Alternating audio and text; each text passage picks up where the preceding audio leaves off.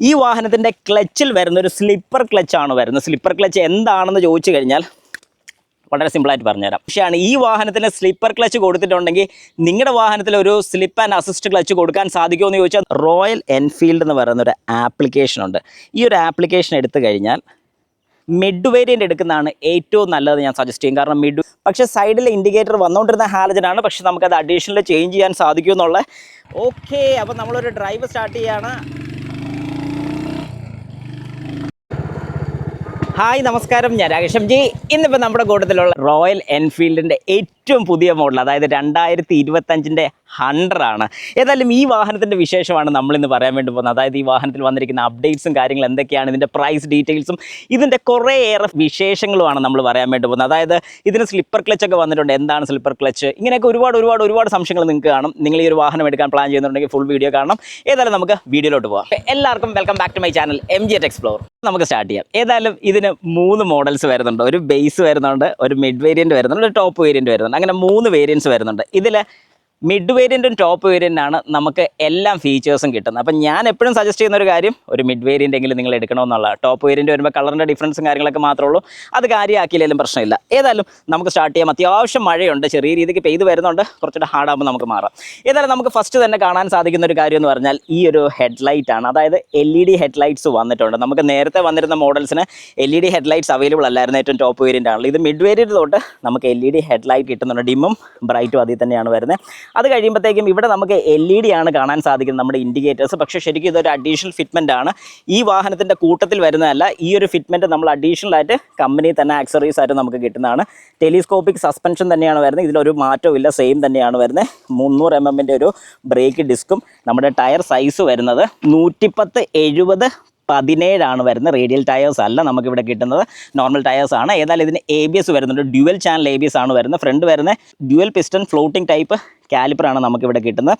അതുപോലെ തന്നെ നമ്മുടെ ABSൻ്റെ സ്പീഡ് റീഡ് ചെയ്യാൻ വേണ്ടിയിട്ട്, അഥവാ നമ്മുടെ വാഹനത്തിൻ്റെ സ്പീഡ് റീഡ് ചെയ്ത് ABSലേക്ക് സിഗ്നൽ കൊടുക്കാൻ വേണ്ടിയിട്ടുള്ള സിഗ്നൽ ലൈൻ നമുക്കിവിടെ കാണാൻ സാധിക്കുന്നുണ്ട്.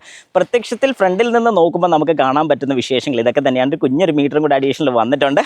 അത് കഴിഞ്ഞ് നമുക്ക് ഫ്രണ്ടിലോട്ട് വന്ന് കഴിയുമ്പോഴത്തേക്കും നമുക്ക് കാണാൻ സാധിക്കുന്ന ഒരു ഡിജിറ്റൽ പ്ലസ് അനലോഗ് മീറ്റർ നമുക്കിവിടെ കാണാൻ സാധിക്കുന്നുണ്ട്. ഡിജിറ്റലായിട്ടുള്ള ഒരുപാട് കാര്യങ്ങൾ, നമുക്ക് ഗിയർ ചേഞ്ച് ചെയ്യുന്നത്, സമയം, കിലോമീറ്റർ എത്ര ഓടിയിട്ടുണ്ട്, അതിൽ ട്രിപ്പ് തന്നെ A and B ട്രിപ്പ് ഉണ്ട്. ഓഡോമീറ്റർ റീഡിംഗ് ഇവിടെ കാണാൻ സാധിക്കും. ഫ്യൂവൽ ഗേജ് നമുക്കിവിടെ കാണാൻ സാധിക്കും. ബാറ്ററിയുടെ ലൈറ്റ്, എഞ്ചിൻ ലൈറ്റ് കാര്യങ്ങളൊക്കെ നമുക്കിവിടെ കാണാൻ സാധിക്കും. എഞ്ചിൻ ഓൺ ആക്കിയ എഞ്ചിൻ വാർണിംഗ് ലൈറ്റ് നമുക്കിവിടെ കാണാൻ സാധിക്കും. അതുപോലെ തന്നെ ഒരു കുഞ്ഞൻ ട്രിപ്പർ മീറ്റർ നമുക്കിവിടെ കാണാൻ സാധിക്കുന്നുണ്ട്. എന്താണ് ട്രിപ്പർ മീറ്റർ എന്ന് ചോദിച്ചു കഴിഞ്ഞാൽ, നമ്മൾ വാഹനത്തിൽ യാത്ര ചെയ്യുന്ന സമയത്ത് നമുക്ക് നാവിഗേഷനും കാര്യങ്ങളൊക്കെ വേണമെന്നുണ്ടെങ്കിൽ ട്രിപ്പർ മീറ്ററിലോട്ട് ഫോൺ വഴി, അതായത് ബ്ലൂടൂത്ത് യൂസ് ചെയ്ത് നമുക്ക് കണക്ട് ചെയ്യാൻ സാധിക്കും. ടേൺ ബൈ ടേണിൻ്റെ എല്ലാം ഇതിനകത്ത് കാണിക്കുന്നതായിരിക്കും. അത് മാത്രമല്ല അതിനകത്ത് നമുക്കതിൽ സമയവും വളരെ കൃത്യമായിട്ട് കാണാൻ സാധിക്കുന്നതാണ്. അതുപോലെ തന്നെ നമുക്കിനി സൈഡിലത്തെ വിശേഷങ്ങളൊക്കെ പോവുകയാണെങ്കിൽ, ഇതിൻ്റെ കൂട്ടത്തിൽ ഞാൻ ഗിയർ ഷിഫ്റ്റിങ്ങിൻ്റെ ഒക്കെ പറഞ്ഞിട്ടുണ്ടായിരുന്നു. ഗിയർ ഷിഫ്റ്റിംഗ് ടൈം പിന്നെ ഇക്കോയിലാണ്, നമ്മൾ ഡ്രൈവ് ചെയ്യുന്ന ഇക്കോ മോഡാണെങ്കിൽ ഇക്കോയും കാര്യങ്ങളൊക്കെ കാണിക്കുന്നതായിരിക്കും. ഹാൻഡിൽ ബാർസ് കുറച്ചുകൂടെ ഒന്ന് അപ്പർ പൊസിഷനിലോട്ട് വന്നിട്ടുണ്ട്. അതിൻ്റെ ഗുണം എന്താണെന്ന് ചോദിച്ചാൽ, നമുക്ക് കുറച്ചുകൂടെ അപ്രൈറ്റ് പൊസിഷനിൽ കൈ പിടിക്കാൻ സാധിക്കും. അതുകൊണ്ട് ലോങ്ങർ ഡ്രൈവൊക്കെ നമുക്ക് കുറച്ചുകൂടെ അടിപൊളിയായിട്ട് തന്നെ ഫീൽ ചെയ്യും. അതൊരു വലിയൊരു അഡ്വാൻറ്റേജ് തന്നെയാണ്. അത് കഴിഞ്ഞാൽ ഒരു വലിയൊരു ടാങ്ക് തന്നെയാണ്, ഒരു 13 ലിറ്റർ കപ്പാസിറ്റി വരുന്ന ഒരു മെറ്റൽ ടാങ്ക് തന്നെയാണ് നമുക്കിവിടെ കിട്ടുന്നത്. താഴത്തെ വശത്തോട്ട് പോകുന്ന സമയത്ത് നമുക്ക് എഞ്ചിൻ കാണാം. എഞ്ചിനിൽ വ്യത്യാസമൊന്നുമില്ല, J സീരീസ് എഞ്ചിൻ തന്നെയാണ് നമുക്കിവിടെ വരുന്നത്. 349 cc ഒരു എഞ്ചിനാണ് കിട്ടുന്നത്. ഈ എഞ്ചിൻ്റെ ഏറ്റവും വലിയൊരു അഡ്വാൻറ്റേജ് എന്ന് പറഞ്ഞാൽ ടോർക്ക്, ഹൈ എൻഡ് ടോർക്കാണ് നമുക്കിവിടെ കിട്ടുന്നത്. അതിൻ്റെ ഏറ്റവും വലിയ ബെനിഫിറ്റ് എന്ന് പറഞ്ഞാൽ ടോപ്പർ ഗിയറിൽ ലോ സ്പീഡിൽ പോയാലും എഞ്ചിൻ നോക്കിങ്സോ അല്ലെങ്കിൽ ആ ഒരു സ്മൂത്തായിട്ട് തന്നെ നമുക്ക് സ്പീഡ് ഗെയിൻ ചെയ്ത് പോകാൻ സാധിക്കുന്നുണ്ട്. ഒരു വലിയൊരു അഡ്വാൻറ്റേജ് തന്നെയാണ്. അതുപോലെ തന്നെ ഈ വാഹനത്തിൻ്റെ ഗ്രൗണ്ട് ക്ലിയറൻസ് നമുക്ക് നേരത്തെ കഴിഞ്ഞും 10 mm കൂടിയിട്ടുണ്ട്. അതായത് നേരത്തെ 150 mm വന്നുകൊണ്ടിരുന്ന സ്ഥാനത്ത് ഇപ്പം വേറെ ഒന്നും ചേഞ്ചസ് വരാതെ സൈലൻസറിൽ മാത്രം ചെറിയൊരു റീബിൽഡിങ് നടത്തിയിട്ടുള്ളതുകൊണ്ട് നമ്മുടെ എക്സോസ്റ്റ് ഒരല്പം കൂടെ അപ്പറായിട്ടുണ്ട്. അതുകൊണ്ട് നമുക്കൊരു 10 mm കൂടെ ഗ്രൗണ്ട് ക്ലിയറൻസ് കൂടുതൽ ഈ ഒരു മോഡലിൽ വരുന്നുണ്ട്. അത് കഴിഞ്ഞ് നമുക്ക് ഈ സൈഡിലോട്ട് വരുമ്പോൾ 100 എന്നുള്ളൊരു എഴുത്ത് കാണാം. 350 cc ആണെന്നുള്ളത് ഇവിടെ കൊടുത്തിട്ടുണ്ട്. അത് കഴിയുമ്പോഴത്തേക്കും ബാക്കിലത്തെ ഈ ഒരു ബ്രേക്ക് ഫ്ലൂയിഡിൻ്റെ ക്യാനും നമുക്ക് കാണാൻ സാധിക്കും. അതുകൊണ്ട് തന്നെ നമുക്ക് മനസ്സിലാവും ബാക്കിൽ ബ്രേക്ക് ഡിസ്ക്കാണ് വരുന്നത്. 270 mm ബ്രേക്ക് ഡിസ്ക്കാണ് നമുക്കിവിടെ വരുന്നത്. സിംഗിൾ കാലിബർ ഫ്ലോട്ടിംഗ് ടൈപ്പ് തന്നെയാണ് ഇവിടെ വരുന്നത്. അതുപോലെ തന്നെ നമുക്ക് നേരത്തെ പറഞ്ഞ പോലെ ഇവിടുത്തെ റീഡിങ്ങിൻ്റെ ആ ഒരു സെൻസറും കാണാൻ സാധിക്കും. ABS ഉള്ളതുകൊണ്ടാണ് ഇങ്ങനെ കൊടുത്തിരിക്കുന്നത്. കാരണം ഏതെങ്കിലും ഒരു വീല് സ്കിഡ് ആയി കഴിഞ്ഞാൽ അന്നേരം നമ്മൾ ബ്രേക്ക് ചെയ്യുന്ന കൂട്ടത്തിൽ ABS കൂടെ വർക്ക് ചെയ്യാൻ വേണ്ടിയിട്ടാണ് ആ ഒരു സെൻസർ കൊടുത്തിരിക്കുന്നത്. കാരണം 2 വീലിൻ്റെ സ്പീഡ് മനസ്സിലാക്കാൻ വേണ്ടിയിട്ടാണ് അത് വളരെ കൃത്യമായിട്ട് കൊടുത്തിരിക്കുന്നത്. അത് കഴിഞ്ഞ് ഈ ഒരു സൈഡിലോട്ട്, കാരണം ഇവിടെ ഒന്നും വലിയ വ്യത്യാസം വരുന്നില്ല. സീറ്റൊക്കെ കുറച്ചുകൂടെ പഴയതിനെ കഴിഞ്ഞും കുഷൻ എഫക്റ്റ് കൂട്ടിയിട്ടുണ്ട്. ഷേപ്പും ഡിസൈനും എല്ലാം ആസെറ്റീസ് സെയിം തന്നെയാണ്, ഒരു മാറ്റവും ഇവിടെ സംഭവിച്ചിട്ടില്ല. അപ്പോൾ ആ ഒരു കാര്യം. പിന്നെ ഈ ഗ്രാബ് റെയിൽസും ഒക്കെ നമുക്ക് കാണാൻ സാധിക്കും. അത് കഴിഞ്ഞ് ബാക്കിലോട്ട് വന്നു കഴിഞ്ഞാൽ brake light indicator, brake light എല്ലാം വരുന്നത് LED ആണ്. പക്ഷേ സൈഡിലെ ഇൻഡിക്കേറ്റർ വന്നുകൊണ്ടിരുന്ന ഹാലജൻ ആണ്. പക്ഷേ നമുക്കത് അഡീഷണൽ ചേഞ്ച് ചെയ്യാൻ സാധിക്കുമെന്നുള്ള മനസ്സിലാക്കി തരാൻ വേണ്ടി കമ്പനിയിൽ നിന്ന് തന്നെ അവരിത് മാറ്റി ചെയ്തിരിക്കുകയാണ്. ഇത് നിങ്ങൾക്ക് ഒരു അഡീഷണൽ ആക്സറി ആയിട്ട് തന്നെ എടുക്കാൻ സാധിക്കും. ഒരു കാര്യം കൂടി ഞാനോട് പറയാൻ വിട്ടുപോയി, നമ്മുടെ ഷോക്ക് അബ്സോർവർ. ഈ ഷോക്ക് അബ്സോർവറിൻ്റെ ഒരു ഏറ്റവും വലിയൊരു കംപ്ലയിൻ്റ് ആയിരുന്നു നമുക്ക് പഴയ മോഡൽസിനൊക്കെ. അതായത് പഴയ മോഡലിൽ യൂസ് ചെയ്യുന്ന ആൾക്കാർക്ക് അറിയാം കുറേ കൂടെ സ്റ്റിഫറാണ്. എന്നാൽ ഇപ്പോഴത്തെ പുതിയ മോഡൽസിന് ഒട്ടും തന്നെ ഡിഫറല്ല, വളരെ സ്മൂത്താണ്. അതായത് പ്രോഗ്രസീവ് ടൈപ്പ് സസ്പെൻഷനാണ് നമുക്കിവിടെ കിട്ടുന്നത്. അതിൻ്റെ ഏറ്റവും വലിയൊരു അഡ്വാൻറ്റേജ് എന്ന് പറഞ്ഞാൽ സ്ലോ ബംസ് അല്ലെങ്കിൽ ഷോർട്ട് ബംസ് ഒക്കെ വരുന്ന സമയത്ത് നല്ല രീതിക്ക് ഇത് അബ്സോർബ് ചെയ്യും. അതായത് കുറച്ചുകൂടി കുഷനിങ് എഫക്റ്റ് ആണ് വരുന്നത്. പക്ഷേ നമുക്കിവിടെ ഒരു 6 ടൈപ്പ് അഡ്ജസ്റ്റിങ്ങും കൂടെ വരുന്നുണ്ട്. നമുക്കിത് അഡ്ജസ്റ്റ് ചെയ്ത് നിങ്ങൾക്കിത് കൂടുതൽ സോഫ്റ്റ് ആണെന്ന് തോന്നുകയാണെങ്കിൽ കുറച്ചുകൂടെ ഹാർഡർ ആക്കാനും ഉള്ള ഓപ്ഷൻ ഇവിടെ അവൈലബിൾ ആണ്. അതും നല്ലൊരു ഓപ്ഷൻ തന്നെയാണെന്ന് ഞാൻ പറയും. അതുപോലെ തന്നെ ഇവിടെ ഒരു സാരി ഗാർഡും കാര്യങ്ങളൊക്കെ നമുക്കിവിടെ കാണാൻ സാധിക്കും. പിന്നെ ഈ വാഹനത്തിൻ്റെ ക്ലച്ചിൽ വരുന്ന ഒരു സ്ലിപ്പർ ക്ലച്ചാണ് വരുന്നത്. സ്ലിപ്പർ ക്ലച്ച് എന്താണെന്ന് ചോദിച്ചു കഴിഞ്ഞാൽ വളരെ സിമ്പിളായിട്ട് പറഞ്ഞുതരാം. നമ്മുടെ വാഹനം, നമ്മളൊരു ബൈക്കൊക്കെ ഓടിച്ചുകൊണ്ടിരിക്കുന്ന സമയത്ത് പെട്ടെന്നൊരു 4th ഗിയറിൽ അഥവാ 5th ഗിയറിൽ സ്പീഡിൽ പൊയ്ക്കൊണ്ടിരിക്കുമ്പോൾ പെട്ടെന്ന് ഗിയർ ഡൗൺ ചെയ്ത് കഴിഞ്ഞാൽ റവ് മാച്ച് ചെയ്യുന്ന ഒരു പരിപാടി നമ്മൾ ചെയ്യാറുണ്ട്. അതായത് സ്പീഡ് മാച്ച് ചെയ്യാൻ വേണ്ട ഒരു കാര്യം നമ്മൾ ചെയ്യുന്നുണ്ട്. എന്നാൽ ഇവിടെ സ്പീഡ് മാച്ചിങ്ങിൻ്റെ ആവശ്യം വരുന്നില്ല. അതായത് നമ്മൾ ഏകദേശം ഒരു 5th ഗിയറിൽ നല്ലൊരു സ്പീഡിൽ പോയി കഴിയുമ്പോൾ പെട്ടെന്ന് ഗിയർ ഡൗൺ ചെയ്ത് കഴിയുമ്പോഴത്തേക്ക് ബാക്കിലത്തെ വീലിൻ്റെ സ്പീഡ് കുറയ്ക്കാൻ വേണ്ടിയിട്ട് എഞ്ചിൻ അത്രയും കൂടെ ലോഡ് കൊടുക്കും. അതായത് എഞ്ചിൻ്റെ കറക്കം കുറഞ്ഞു പോകും. ഈ ടയറിൻ്റെ കറക്കം വരുന്ന സമയത്ത്, അതായത് ടയർ അത്രയും സ്പീഡിൽ കറങ്ങും. എഞ്ചിൻ ലോവർ ഗിയേഴ്സിലോട്ട് വരുന്ന സമയത്ത് അവിടെ സ്പീഡ് കുറയുകയാണ് ചെയ്യുന്നത്. അങ്ങനെ വരുന്ന സമയത്ത് ഇത് രണ്ടും തമ്മിലൊരു പ്രശ്നം വന്നു കഴിയുമ്പോഴത്തേക്ക്, അതായത് സ്പീഡ് ഡിഫറൻസ് വരുമ്പോഴത്തേക്കും ടയർ ഓട്ടോമാറ്റിക്കായിട്ട് സ്ലോ ആകാൻ വേണ്ടി, അതായത് സ്പീഡ് കുറയ്ക്കാൻ വേണ്ടി പെട്ടെന്ന് നിന്ന് പോകുന്നത്, അതായത് സ്റ്റോപ്പായി പോകുന്നല്ല എന്നാൽ ഒരു സ്കിഡ് ആകാൻ വേണ്ടിയിട്ടോ അല്ലെങ്കിൽ വീഴാനൊക്കെ ഉള്ള ടെൻഡൻസി നമുക്ക് ഉണ്ടാകും. അങ്ങനെ വരാതിരിക്കാൻ വേണ്ടി നമ്മുടെ ക്ലച്ചിൽ കൊടുത്തിരിക്കുന്ന ഒരു ഫംഗ്ഷനാണ്. അതായത് പ്രഷർ പ്ലേറ്റിൽ വരുന്ന ഒരു ഡിഫറൻസ് ആണ്. അതായത് ഈ പ്രഷർ പ്ലേറ്റിലോട്ട് ബാക്ക് ടോർക്ക്, അതായത് നമ്മുടെ ടയറിൻ്റെ ഒരു ടോർക്കും കൂടെ കയറി വരുമ്പോൾ ഇത് തിരിച്ചാണ് കറങ്ങുന്നത്. ആ ലോഡ് വരുമ്പോൾ ആ തിരിച്ച് കറങ്ങുന്ന ലോഡിൽ ഒരല്പം സൈഡിലോട്ട്, അതായത് ഒന്ന് പൊങ്ങിക്കൊടുക്കും. അതിനകത്തുള്ളൊരു സ്ലോട്ട് കട്ടിങ് അതുപോലെയാണ് കൊടുത്തിരിക്കുന്നത്. ആ സ്ലോട്ട് കൊടുത്തിരിക്കുന്ന രീതി എന്ന് പറയുമ്പോഴത്തേക്കും ഈ പ്രഷർ പ്ലേറ്റ് ഒരു അല്പം കൂടെ ബാക്കിലോട്ടാവും, ക്ലച്ച് ഫ്രീ ആവും, സ്ലിപ്പ് ആവുന്നൊരു ഫീൽ വരും. അങ്ങനെ ക്ലച്ച് സ്ലിപ്പിംഗ് ആകാൻ വേണ്ടിയിട്ടുള്ളൊരു ഫംഗ്ഷനാണ് ഇവിടെ കൊടുത്തിരിക്കുന്നത്. അങ്ങനെ കൊടുത്തിട്ടുള്ളൊരു ഗുണം എന്താണെന്ന് ചോദിച്ചാൽ, നമ്മൾ വാഹനം ഓടിക്കുന്ന സമയത്ത് നമുക്ക് ഡൗൺ ചെയ്ത് കഴിഞ്ഞാൽ വളരെ സ്മൂത്ത് ആയിട്ടുള്ളൊരു ഫീലാണ്. അത് നിങ്ങൾ ഈ വാഹനം ഓടിച്ചു നോക്കണം. ഇനി നിങ്ങൾക്കുണ്ടാകുന്നൊരു സംശയമാണ്, ഈ വാഹനത്തിന് സ്ലിപ്പർ ക്ലച്ച് കൊടുത്തിട്ടുണ്ടെങ്കിൽ നിങ്ങളുടെ വാഹനത്തിൽ ഒരു സ്ലിപ്പ് ആൻഡ് അസിസ്റ്റ് ക്ലച്ച് കൊടുക്കാൻ സാധിക്കുമോ എന്ന് ചോദിച്ചാൽ 100% കൊടുക്കാൻ സാധിക്കും. നിങ്ങൾക്കത് ചേഞ്ച് ചെയ്യാം. ആ ക്ലച്ച് ചേഞ്ച് ചെയ്യുന്നതിൻ്റെ ഡിഫറൻസ് അല്ലെങ്കിൽ ആ ഒരു പ്രൈസിൻ്റെ ഡിഫറൻസ് മാത്രം നിങ്ങൾക്ക് വരുന്നുള്ളൂ. നിങ്ങളുടെ പഴയ മോഡൽ വാഹനത്തിൽ നിങ്ങൾക്ക് അത് ചെയ്യാൻ സാധിക്കും. ജസ്റ്റ് ഒന്ന് ട്രൈ ചെയ്തും കൂടെ നോക്കുക. അതും അടിപൊളി കാര്യമാണെന്ന് ഞാൻ പറയും.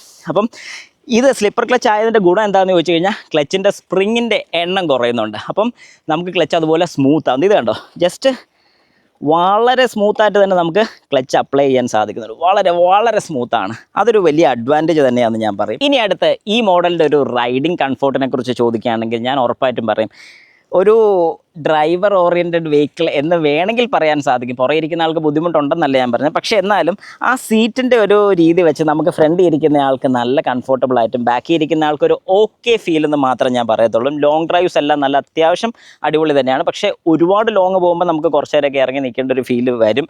കാരണം ഇത് യൂസ് ചെയ്ത പലരുമായിട്ട് ഞാൻ സംസാരിച്ച് കിട്ടിയ ഒരു ഇൻഫർമേഷനാണ് ഞാനിപ്പോൾ ഷെയർ ചെയ്യുന്നത്. പക്ഷേ ബാക്കിലത്തെ ഒരു എക്സ്പീരിയൻസും കൂടെ നമുക്കൊന്ന് ചോദിച്ചു നോക്കാം. എൻ്റെ കൂട്ടത്തിൽ ആദിത്യനാണ് ഈ വാഹനത്തിൻ്റെ പുറകെ ഇരുന്ന് അവൻ്റെ എക്സ്പീരിയൻസ് കൂടെ നമുക്ക് ജസ്റ്റ് ഒന്ന് നോക്കാം. ഇവനായിട്ടുള്ള എങ്ങനെയുണ്ടെന്നുള്ളത്. ബാക്കി ഇരിക്കുന്ന സമയത്ത് സീറ്റ് പൊസിഷൻ ഇച്ചിരി അൺകംഫർട്ടബിൾ ആയിട്ട് തോന്നുന്നുണ്ട്. ഇച്ചിരി ലെന്ത് കുറവാണ്. പിന്നെ അതുപോലെ സ്പീഡ് എടുക്കുന്ന സമയത്ത് ചിലപ്പോൾ നമുക്ക് വെയിറ്റ് ഉള്ളപ്പോൾ പുറകോട്ട് പോകാൻ ചാൻസ് ഉണ്ട്. പക്ഷേ അത് ശരിക്കും പറഞ്ഞ ഒരു നെഗറ്റീവ് സൈഡ് അല്ല, അതൊരു പോസിറ്റീവ് സൈഡ് തന്നെയാണ്. പവർ ഒരു രക്ഷയില്ല. കാരണം അതുപോലെ എൻജിൻ പവറും ടോർക്ക് ഔട്ട്പുട്ടും വരുന്നുള്ളതുകൊണ്ടാണ് ഈ പറഞ്ഞൊരു പ്രശ്നം വരുന്നത്. അതിൻ്റെ ഇപ്പം വാഹനത്തിനെ കുറ്റം പറഞ്ഞിട്ട് കാര്യമില്ല, വാഹനം ഓടിക്കുന്ന ആളെ കുറ്റം പറയുന്നതാണ് ഏറ്റവും നല്ല കാര്യം. നമുക്ക് ഡെയിലി കമ്മ്യൂട്ട് ചെയ്യാൻ വേണ്ടി ഏറ്റവും നല്ലൊരു ബൈക്ക് തന്നെയാണ്. പ്രത്യേകിച്ച് 350 സീരീസിൽ ഇത്രയും മൈലേജ് കിട്ടുന്നൊരു വാഹനം. അതായത് കമ്പനി ഏകദേശം 36ഓളം മൈലേജ് പറയുന്നുണ്ട്. പക്ഷേ ഇത് പലർക്കും 40 വരെ മൈലേജ് കിട്ടിയ ആൾക്കാരുണ്ട്. അത് നല്ല രീതിക്ക് നോക്കി ഓടിക്കണം. കാരണം പ്രത്യേകിച്ച് ഞാൻ പറഞ്ഞതുപോലെ ഈ വാഹനത്തിന് ടോർക്ക് കൂടുതലായതുകൊണ്ട് നമുക്ക് ഏകദേശം ഒരു 4th ഗിയറിലൊക്കെ ആണെങ്കിലും ഒരു 20 കിലോമീറ്റർ സ്പീഡിൽ പോലും നമുക്ക് അത്യാവശ്യം കൈ കൊടുത്തു കഴിഞ്ഞാൽ, അതായത് ആക്സിലറേറ്റ് ചെയ്ത് കഴിഞ്ഞാൽ കൊണ്ടുപോകാൻ വളരെ സ്മൂത്താണ്. അത് ഡ്രൈവ് ചെയ്ത് നോക്കിയിട്ടുള്ളതാണ് ഞാൻ അത്രയും കാര്യമായിട്ട് പറഞ്ഞു. ഇനിയിപ്പോൾ ഞാൻ ജസ്റ്റ് ഈ ക്ലസ്റ്റർ മീറ്ററിൻ്റെ കുറച്ച് വിശേഷങ്ങൾ കൂടെ ഒന്ന് പറഞ്ഞു തരാം. നമുക്ക് കീ ഓൺ ചെയ്ത് കഴിഞ്ഞാൽ ക്ലസ്റ്റർ മീറ്റർ കാണാം. ക്ലസ്റ്റർ മീറ്ററിൽ തന്നെ നമുക്ക് ഈ പറഞ്ഞ കാര്യങ്ങളൊക്കെ ഞാനിപ്പോൾ നിങ്ങളോട് ജസ്റ്റ് ഒന്ന് പറഞ്ഞു തന്നു. അതുപോലെ തന്നെ ഇതിൻ്റെ അഡ്ജസ്റ്റ്മെൻ്റ് എല്ലാം ചെയ്യാൻ പറ്റുന്നൊരു സ്വിച്ച് വേണ്ട ഇവിടെ കൊടുത്തിട്ടുണ്ട്, ഒരു ഐ എന്ന് പറഞ്ഞ് കൊടുത്തിരിക്കുന്ന സ്വിച്ച്. ഈ സ്വിച്ച് ഓരോ തവണ പ്രസ് ചെയ്യുമ്പോൾ ട്രിപ്പ് എ കാണാം, ട്രിപ്പ് ബി കാണാം, ഓഡോമീറ്റർ റീഡിംഗ് കാണാം. ഇനി ടൈം സെറ്റ് ചെയ്യണമെന്നുണ്ടെങ്കിൽ ഈ ഒരു ബട്ടൺ, അതായത് ഈ കാണുന്ന ബട്ടൺ പ്രസ് ചെയ്ത് പിടിച്ചു കഴിഞ്ഞാൽ നമുക്ക് ഇതിൻ്റെ ടൈം സെറ്റ് ചെയ്യാൻ സാധിക്കും. അതായത് കുറച്ചേറെ നേരം പ്രസ് ചെയ്ത് പിടിച്ചു കഴിഞ്ഞാൽ ടൈം ബ്ലിങ്ക് ആകുന്നത് നമുക്ക് കാണാൻ സാധിക്കും. അത് കഴിഞ്ഞ് നമ്മൾ മണിക്കൂർ, അതായത് അവർ സെറ്റ് ചെയ്ത് കഴിഞ്ഞാൽ ഒന്നുകൂടെ ഇത് പ്രസ് ചെയ്ത് പിടിച്ചു കഴിഞ്ഞാൽ നേരെ മിനിറ്റും ബ്ലിങ്ക് ആകുന്നത് കാണാൻ സാധിക്കും. ഓക്കെ, ഇത്രയേ ഉള്ളൂ, വളരെ സിമ്പിളാണ്. അതിനുശേഷം ഒന്നുകൂടെ പ്രസ് ചെയ്ത് പിടിച്ചു കഴിഞ്ഞാൽ അത് സെറ്റ് ആകുന്നതായിരിക്കും.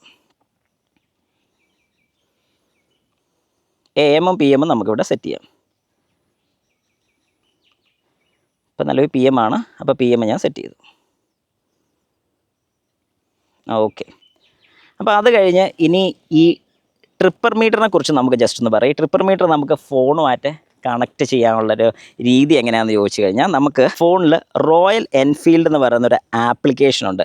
ഈ ഒരു ആപ്ലിക്കേഷൻ എടുത്തു കഴിഞ്ഞാൽ നമുക്കതിനകത്ത് നാവിഗേഷനോ അല്ലെങ്കിൽ കണക്റ്റ് എന്ന് പറഞ്ഞൊരു ഓപ്ഷൻ വരും. ഇപ്പം രാകേഷ് MG എന്നൊക്കെ പറഞ്ഞുകൊണ്ട് വന്നിട്ടുണ്ട്, ഗുഡ് ആഫ്റ്റർനൂൺ രാകേഷ് MG എന്നൊക്കെ പറഞ്ഞ് വന്നിട്ടുണ്ട്. നാവിഗേഷൻ ഞാൻ കൊടുത്തു, മൈ റൂട്ട്സ്, ബൈക്കുമായിട്ട് ഞാനൊന്ന് കണക്റ്റ് ചെയ്യുകയാണ്. ഞാനിപ്പോൾ അത് കണക്ട് ചെയ്തു. ഇപ്പം are you sure you want to disconnect, cancel. അപ്പോൾ ഇപ്പം കണക്റ്റഡ് ആണ്. ഇപ്പോൾ കണക്റ്റഡ് എന്ന് പറഞ്ഞത് കൊടുത്തിട്ടുണ്ട്, ജസ്റ്റ് ഓൺ ആയതേ ഉള്ളൂ, അന്നേരം തന്നെ അത് കണക്റ്റായി. ഇനി ഇത് കഴിഞ്ഞ് മൈ റൂട്ട്സ്, ഞാനിവിടെ നമ്മുടെ ഡെസ്റ്റിനേഷൻ കൊടുക്കുക, കോട്ടയം ഞാൻ കൊടുക്കുകയാണ്. അപ്പോൾ കോട്ടയം കൊടുത്തു കഴിഞ്ഞാൽ ഗെറ്റ് ഡയറക്ഷൻ കൊടുക്കുക. അപ്പോൾ ഇതിനകത്തൊരു കാര്യമുണ്ട്, നമ്മളിതിനകത്ത് മനസ്സിലാക്കേണ്ടത്, നമ്മുടെ ഫോണിൻ്റെ ബാറ്ററി സേവർ ഓൺ ആണെന്നുണ്ടെങ്കിൽ നമുക്ക് ഈ പറഞ്ഞൊരു ഫംഗ്ഷൻ നടക്കത്തില്ല. അന്നേരം ബാറ്ററി സേവർ ഓഫ് ആക്കി വെക്കണം, കാരണം ഇത് കൂടുതൽ ബാറ്ററി കൺസ്യൂം ചെയ്യും. അതൊരു നെഗറ്റീവ് സൈഡാണ്. പക്ഷേ അവിടെ നമ്മുടെ റോയൽ എൻഫീൽഡ് തന്നെ ചെയ്തൊരു കാര്യമുണ്ട്. ഇവിടെ തൊട്ട് താഴെ ഒരു ചാർജിങ് പോർട്ട് കൊടുത്തിട്ടുണ്ട്. അത് C ടൈപ്പ് ചാർജിങ് പോർട്ടാണ് കൊടുത്തിരിക്കുന്നത്. കണ്ടോ, ഈ ഒരു പോർഷനിൽ C ആണ് വരുന്നത്. അത് 27 വാട്ട്സ് ആണ് പവർ ഔട്ട്പുട്ട് നമുക്ക് കിട്ടുന്നത്. അത് 27 വാട്ട്സ് മാത്രമല്ല, അത് ശരിക്കും ഒരു ഫാസ്റ്റ് ചാർജറാണ് നമുക്കവിടെ കിട്ടുന്നത്. ഓക്കെ, എത്ര കിലോമീറ്റർ ഉണ്ടെന്നും ടേൺ സിഗ്നലും കാര്യങ്ങളൊക്കെ വളരെ വ്യക്തമായിട്ട് അതിൽ കാണാൻ പറ്റും. അതുപോലെ തന്നെ ഈ വാഹനം ഇപ്പം സ്റ്റാർട്ട് ചെയ്ത് ഞാനിപ്പം ഒരു സൈഡിൽ കൊണ്ട് വെച്ചു, അല്ലെങ്കിൽ ഞാനിപ്പോൾ എവിടെയെങ്കിലും കൊണ്ട് വെക്കാൻ വേണ്ടി പോവാണ്. സൈഡ് സ്റ്റാൻഡ് ഇട്ട് കഴിഞ്ഞാൽ ഉടനെ ഈ വാഹനം ഓഫ് ആകുന്നതായിരിക്കും. അതൊരു സേഫ്റ്റി ഫീച്ചറാണ്. ഈ വാഹനത്തിൽ മാത്രം വരുന്നുവെന്ന് ഞാൻ പറയുന്നില്ല, പക്ഷേ ഈ വാഹനത്തിൽ ഇങ്ങനെ ഒരു ഫീച്ചറും ഉണ്ട്. അതുപോലെ തന്നെ ഇതിൻ്റെ ഓൺ റോഡ് പ്രൈസസും കൂടെ ഞാൻ ജസ്റ്റ് ഒന്ന് പറഞ്ഞു പോകാം, കാരണം അത് എല്ലാവരും ചോദിക്കുന്നൊരു ചോദ്യമാണ്. 2 ലക്ഷത്തിൽ താഴെ ഈ വാഹനം കിട്ടുമെന്ന് പറയുന്നത് ശരിയാണ്, പക്ഷേ ഇതിൻ്റെ ഏറ്റവും ബേസ് മോഡലാണെന്നേ ഉള്ളൂ. പക്ഷേ ബേസ് മോഡൽ എടുക്കാൻ ഞാൻ ഒരു കാരണവശാൽ റെക്കമെൻഡ് ചെയ്തില്ല. കാരണം ബേസ് മോഡലിൽ ഒരു നെഗറ്റീവ് സൈഡ് എന്ന് പറഞ്ഞാൽ ഫ്രണ്ടിൽ ഡിസ്ക് ആണ് വരുന്നതെങ്കിൽ ബാക്കിൽ ഡ്രം ആണ് വരുന്നത്. ഫ്രണ്ട് മാത്രം നമുക്ക് ABS കിട്ടുന്നുള്ളൂ, ബാക്ക് ABS അല്ല. പക്ഷേ മിഡ് വേരിയൻറ്റും ടോപ്പ് വേരിയൻറ്റും വരുന്ന സമയത്ത് നമുക്ക് 2 സൈഡും ഫ്രണ്ട് ആൻഡ് ബാക്ക് ABS ആണ് കിട്ടുന്നത്. ഇനി നമുക്ക് പ്രൈസ് ഡീറ്റെയിൽസും കൂടെ ജസ്റ്റ് ഒന്ന് നോക്കാം. 100-350ൻ്റെ ബേസ് വേരിയൻറ്റ് വരുന്ന സമയത്ത് ഓൺ റോഡ് പ്രൈസ് വരുന്നത് 1,83,449 രൂപയാണ് ഓൺ റോഡ് പ്രൈസ് വരുന്നത്. അതുപോലെ തന്നെ മിഡ് വേരിയൻറ്റ് എടുക്കുകയാണെങ്കിൽ 2,14,566 രൂപയാണ് നമുക്ക് ഓൺ റോഡ് പ്രൈസ് വരുന്നത്. അതുപോലെ തന്നെ ഏറ്റവും ടോപ്പ് വേരിയൻറ്റ് വരുന്ന സമയത്ത് 2,20,359 രൂപയാണ് ഈ ഒരു മോഡലിൻ്റെ പ്രൈസ് ഡിഫറൻസ് വരുന്നത്. പക്ഷേ അങ്ങനെ ആകുമ്പോഴത്തേക്കും ടോപ്പ് വേരിയൻറ്റ് ശരിക്കും കളറിൻ്റെ ഡിഫറൻസിൽ മാത്രം നമുക്കത് ഫീൽ ചെയ്യത്തുള്ളൂ. പക്ഷേ നമുക്ക് ഈ ഒരു മോഡൽ, അതായത് ഞാൻ ഈ പറഞ്ഞ പോലെ ഒരു മിഡ് വേരിയൻറ്റ് എടുക്കുന്നതാണ് ഏറ്റവും നല്ലത് ഞാൻ സജസ്റ്റ് ചെയ്യും. കാരണം മിഡ് വേരിയൻറ്റ് എടുക്കുകയാണെങ്കിലുള്ള ഏറ്റവും വലിയൊരു അഡ്വാൻറ്റേജ് എന്താണെന്ന് ചോദിച്ചു കഴിഞ്ഞാൽ പ്രൈസും കുറച്ച് കുറവാണ്, എന്നാൽ നമുക്ക് ഡെയിലി യൂസിനൊരു വാഹനമാവും. മൈലേജിൻ്റെ കാര്യത്തിൽ നല്ല രീതിക്ക് നിങ്ങൾ യൂസ് ചെയ്യുകയാണെന്നുണ്ടെങ്കിൽ ഉറപ്പായിട്ടും ഒരു 40 വരെയൊക്കെ മൈലേജ് കിട്ടുന്നതായിരിക്കും. പക്ഷേ ഇതുപോലൊരു വാഹനം കിട്ടിയിട്ട് മൈലേജ് നോക്കി ഓടിക്കുന്ന ഒരാൾക്ക് വളരെ കുറവായിരിക്കും. ഇപ്പം ഞാനാണെങ്കിൽ ഈ വാഹനം ഇന്ന് ഏകദേശം ഒരു 20 കിലോമീറ്ററോളം ഇപ്പോൾ ഓടിച്ചിട്ടുള്ളൂ. ഏതായാലും അത്രയും ദൂരം ഓടിച്ച് കഴിഞ്ഞപ്പോൾ എനിക്ക് ഒരുപാട് ഇഷ്ടപ്പെട്ടു. നമ്മൾ കൈ കൊടുത്തേ ഓടിക്കത്തുള്ളൂ. ബാക്കി ഇരിക്കുന്ന ആൾക്ക് ചെറിയ ബുദ്ധിമുട്ട് തോന്നും, കാരണം അതുപോലെ പവർ കയറി വരുന്ന സമയത്ത്. പക്ഷേ എന്നാലും എനിക്കിത് ഒരുപാട് ഇഷ്ടപ്പെട്ടു എന്ന് തന്നെ പറയാം. വാഹനത്തിൻ്റെ എക്സോസ്റ്റ് സൗണ്ട് ഒന്ന് കേട്ടാലോ.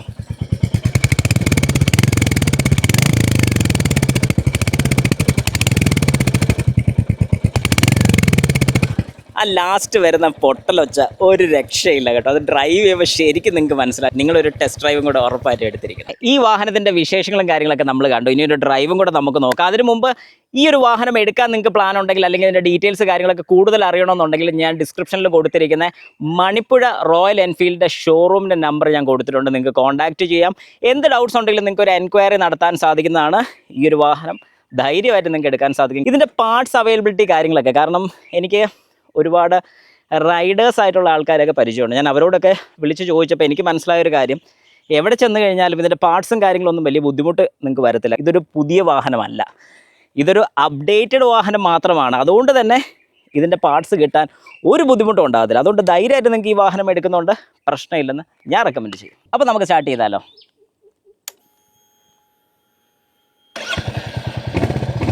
യെസ്, പോയാലോ? ഓക്കെ, അപ്പോൾ നമ്മളൊരു ഡ്രൈവ് സ്റ്റാർട്ട് ചെയ്യാണ്.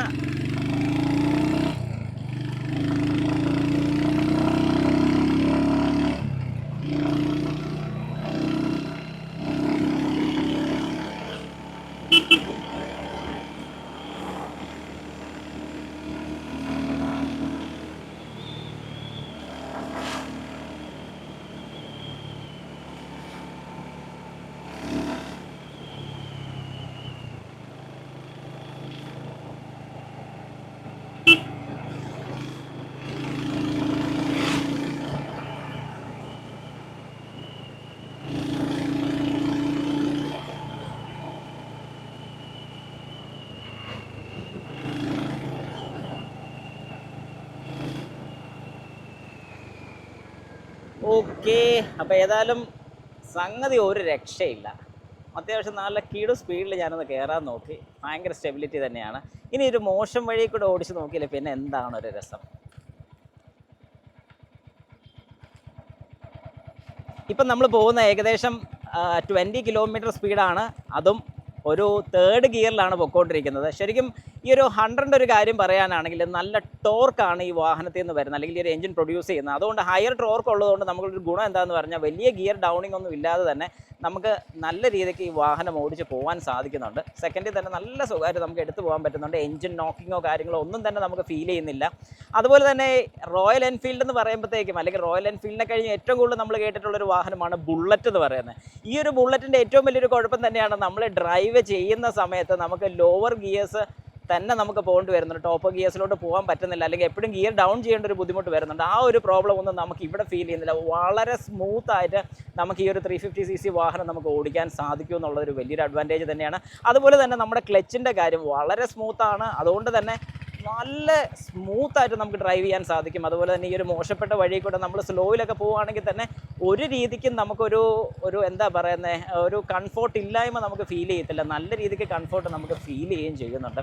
അതുകൊണ്ട് തന്നെയാണ് ഞാൻ ഈ ഒരു റോഡും കൂടെ ഒന്ന് സജസ്റ്റ് ചെയ്തത്. കാരണം നമുക്ക് അത്യാവശ്യം നല്ല ഒരു ഓഫ് റോഡ് എന്ന് പറയാൻ പറ്റും. ഇത് ശരിക്കും ഒരു ഓഫ് റോഡ് കേപ്പബിലിറ്റി ഉള്ളൊരു വാഹനമൊന്നും അല്ല, എന്നാൽ നമുക്ക് കൊണ്ടുപോകാൻ സാധിക്കുമെന്ന് മാത്രമേ ഉള്ളൂ. ഇത് ശരിക്കും പറഞ്ഞാൽ ഒരു ഡെയിലി കമ്മ്യൂട്ട്, അതായത് ഒരു ഡെയിലി യൂസ് ചെയ്യുന്ന ഒരു വ്യക്തിക്കൊക്കെ വളരെ കംഫോർട്ടബിളായിട്ട് അപ്രൈറ്റ് പൊസിഷനിൽ തന്നെ ഇരുന്ന് ഓടിക്കാൻ സാധിക്കുന്ന ഒരു വാഹനമാണെന്ന് തന്നെ നമുക്ക് ഉറപ്പായിട്ടും പറയാൻ സാധിക്കും. ഏതായാലും സ്പീഡ് വൈസ് ആണെങ്കിലും ഒരു ക്വാളിറ്റി വൈസ് ആണെങ്കിലും എല്ലാം കൊണ്ടും നല്ലൊരു ഫീലാണ് എനിക്ക് ഈ ഒരു വാഹനത്തിൽ നിന്ന് കിട്ടുന്ന ഒരു കാര്യം. ഇതൊരു എയർ കൂൾഡ് എഞ്ചിനാണ്, സിംഗിൾ സിലിണ്ടറാണ് വരുന്നത്. Single cylinder 350cc air cooled എഞ്ചിനാണ് നമുക്കിവിടെ കിട്ടുന്നത്. ഡ്രൈവ് ചെയ്യുന്ന സമയത്ത് നമ്മളിപ്പോൾ ഏകദേശം 4th ഗിയർ ഇനി 5th ഗിയറിലോട്ട് മാറ്റിയിട്ടുണ്ട്. ഇപ്പോൾ ഇക്കോ മോഡിലാണ് നമ്മൾ പോകുന്നത്. ഇക്കോ എന്ന് പറഞ്ഞ് വളരെ വ്യക്തമായിട്ട് കാണിക്കുന്നുണ്ട്. പെട്ടെന്ന് നമ്മൾ ഗിയർ ഡൗൺ ചെയ്യുകയാണ്. ഡൗൺ ചെയ്താൽ പോലും നമ്മൾ ഫ്രണ്ടിലോട്ട് കുത്തുന്ന ഒരു ബുദ്ധിമുട്ടോ കാര്യങ്ങളോ ഒന്നും തന്നെ നമുക്ക് ഫീൽ ചെയ്യത്തില്ല. നിങ്ങൾക്ക് കാണാൻ സാധിക്കും, ഞാൻ 5th പോയിക്കൊണ്ടിരിക്കുന്നത്. ഏകദേശം 60 കിലോമീറ്റർ സ്പീഡിലാണ് പോകുന്നത്. പെട്ടെന്ന് ഞാനൊന്ന് ഡൗൺ ചെയ്യുകയാണ്, ശ്രദ്ധിച്ചോണം, സെക്കൻഡിലോട്ടാക്കി. പക്ഷേ അങ്ങനെ ഡൗൺ ചെയ്യുന്ന സമയത്ത് നമുക്ക് ഒരു കാരണവശാലും നമുക്ക് ബാക്കിലത്തെ ടയർ ലോക്ക് ആകുന്ന ഒരു ബുദ്ധിമുട്ടോ കാര്യങ്ങളോ വരുന്നില്ല. വാഹനം ഒന്ന് സ്പീഡ് ഡൗൺ ചെയ്യുന്നുണ്ടെങ്കിലും സാധാരണ നമ്മുടെ സെക്കൻഡ് ഗിയറിൻ്റെ ആ ഒരു ടോർക്കിലോട്ട് അല്ലെങ്കിൽ ആ ഒരു സ്പീഡിലോട്ട് ഒരു കാരണവശാലും നമ്മുടെ ബാക്ക് ടയർ വരാത്തത് കൊണ്ട് നമുക്ക് ശരിക്കും പറഞ്ഞു കഴിഞ്ഞാൽ അവിടെ നല്ലൊരു കംഫോർട്ടാണ് കിട്ടുന്നത്. അതുപോലെ തന്നെ നമുക്കൊരു സ്റ്റെബിലിറ്റിയും കൂടെയാണ് അവിടെ ഈ ഒരു സ്ലിപ്പ് അസിസ്റ്റ് ക്ലച്ച് തരുന്നത്.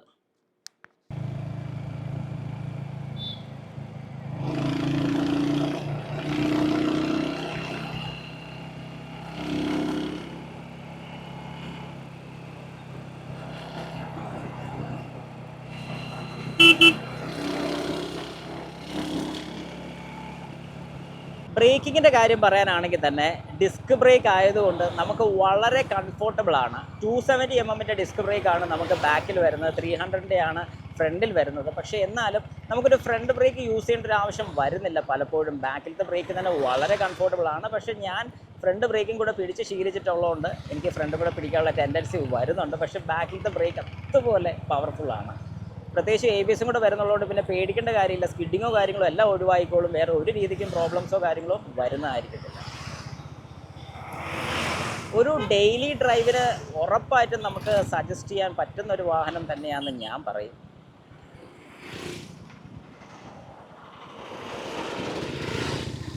ഈ വാഹനത്തിൻ്റെ വെയിറ്റ് വരുന്നത് 180 കിലോയാണ് ഭാരം വരുന്നത്. അതുകൊണ്ട് തന്നെ നമുക്ക് അത്യാവശ്യം നല്ല രീതിക്ക് തന്നെ ഒരു സിറ്റീസിലും ചെറിയ വഴിയിലൊക്കെ കൊണ്ടുപോയി കഴിഞ്ഞാൽ മാനേജ് ചെയ്യാൻ അതുപോലെ ബുദ്ധിമുട്ടോ കാര്യങ്ങളോ ഒന്നും തന്നെ വരുന്നില്ല.